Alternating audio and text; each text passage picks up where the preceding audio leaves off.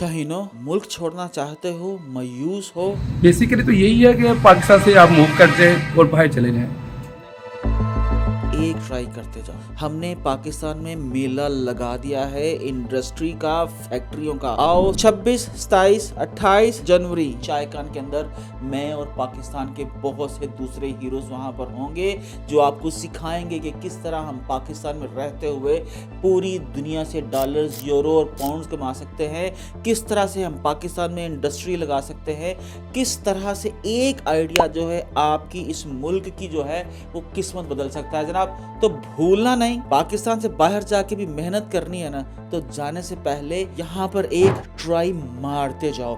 वहाँ पर अगर 18 घंटे काम करना है तो यार अपनी मिट्टी के लिए एक दफ़ा 12 घंटे सिर्फ काम करके ट्राई कर लो। देखो यहाँ पर किस तरह से आप कामयाब होते हो, क्योंकि जिस मुल्क के अंदर कंपटीशन नहीं होता वहाँ पर कामयाबी यकीनी होना आसान होता है। तो मैं इंतज़ार करूँगा, भूलना नहीं।